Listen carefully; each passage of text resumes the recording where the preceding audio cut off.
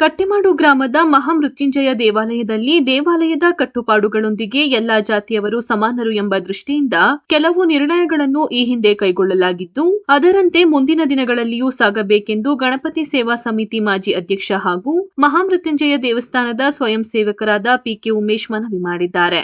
ನಗರದಲ್ಲಿ ಸುದ್ದಿಗೋಷ್ಠಿಯಲ್ಲಿ ಮಾತನಾಡಿದ ಅವರು, ಪ್ರತಿಯೊಂದು ದೇವಾಲಯಕ್ಕೂ ಒಂದೊಂದು ಕಟ್ಟುಪಾಡಿದೆ. ಅದೇ ರೀತಿ ಮಹಾಮೃತ್ಯುಂಜಯ ದೇವಾಲಯದಲ್ಲಿ ಕಟ್ಟುಪಾಡಿದ್ದು, ಇಲ್ಲಿ ಯಾವುದೇ ವರ್ಗದವರು ಅವರ ಆಚಾರ ವಿಚಾರವನ್ನು ದೇವಾಲಯದಲ್ಲಿ ಆಚರಿಸುವಂತಿಲ್ಲ ಎಂದು ಸಮಿತಿ ಸೂಚಿಸಿತ್ತು. ಇದಕ್ಕೆ ಸುತ್ತಮುತ್ತಲಿನ ಗ್ರಾಮಸ್ಥರು ಒಪ್ಪಿಗೆ ನೀಡಿದ್ದಾರೆ. ಆದರೆ ವಾರ್ಷಿಕೋತ್ಸವದ ಕೊನೆಯ ದಿನ ನಡೆದ ಘಟನೆ ಗ್ರಾಮಸ್ಥರಿಗೆ ನೋವುಂಟು ಮಾಡಿದೆ. ಆದ್ದರಿಂದ ಎಲ್ಲರೂ ಸಮಾನರು ಎಂಬ ನಿರ್ಣಯವನ್ನು ಕೈಗೊಳ್ಳಬೇಕೆಂದು ಮನವಿ ಮಾಡಿದರು. ಅಂದು ದೇವಾಲಯದ ಕಟ್ಟುಪಾಡುಗಳನ್ನು ಧಿಕ್ಕರಿಸಿ ಗಲಭೆ ನಡೆದಿದೆ. ಆದರೆ ಸಾಮಾಜಿಕ ಜಾಲತಾಣಗಳಲ್ಲಿ ಹರಿದಾಡುವ ಹಾಗೆ ಕೊಡವ ಜನಾಂಗಕ್ಕೆ ಸೇರಿದ ಮಹಿಳೆಯರ ಮೇಲೆ ಹಲ್ಲೆಗಳಾಗಿಲ್ಲ, ಯಾರ ಮೇಲೂ ಕೈ ಮಾಡಿಲ್ಲ. ಸಾಕ್ಷ್ಯಗಳು ದೇವಾಲಯದ ಸಿಸಿ ಕ್ಯಾಮೆರಾದಲ್ಲಿ ದಾಖಲಾಗಿದೆ.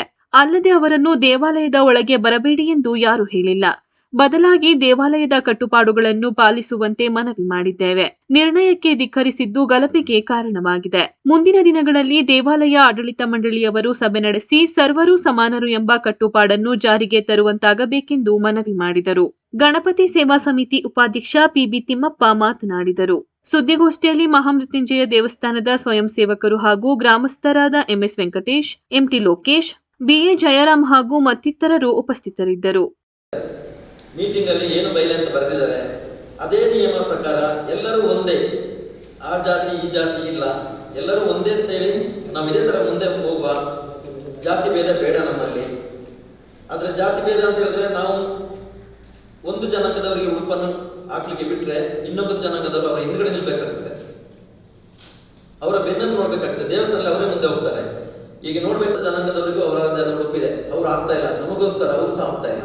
ನಮಗೆ ಆ ಉಡುಪು ಬೇಡ, ನಾವು ನಿಮ್ಮ ಹತ್ರನೇ ನಾವು ಸಮಾನತೆಯಲ್ಲಿ ಇದ್ದೇವೆ ಅಂತ ಹೇಳೋ ಒಂದು ವಿಚಾರದಿಂದ ಯಾವುದೇ ಸಮುದಾಯದಲ್ಲಿ ಉಡುಪನ್ನು ಧರಿಸೋದು ಬೇಡ ಅಂತ ಹೇಳಿ ದೇವಸ್ಥಾನದ ಇಲಾಖೆ ನಮ್ಮ ಆಡಳಿತ ಮಂಡಳಿ ತೀರ್ಮಾನ ಮಾಡಿದೆ. ಅದೇ ತೀರ್ಮಾನವನ್ನು ಇನ್ನು ಮುಂದಕ್ಕೂ ನಡೀಲಿ ಅಂತೇಳಿ ನಾವು ನಿಮ್ಮಲ್ಲೇ ಸಮಿತಿ ಕಟ್ಟೆಮಾಡು ಪರಮು, ನಾವು ಅಲ್ಲಿನ ಕಾರ್ಯಕರ್ತರು, ನಾವು ಬಂದು ಅಲ್ಲಿನ ಸತ್ಯಾಂಶ ಏನು ಅಂತೇಳಿ ಇವತ್ತು ಪ್ರೆಸ್ ಮೀಟಿಂಗ್ ನಾವು ಕರೆದಿದ್ದೀವಿ. ಇಲ್ಲಿ ಅದನ್ನ ನಾವು ಪ್ರಸ್ತಾಪ ಮಾಡ್ತೇವೆ.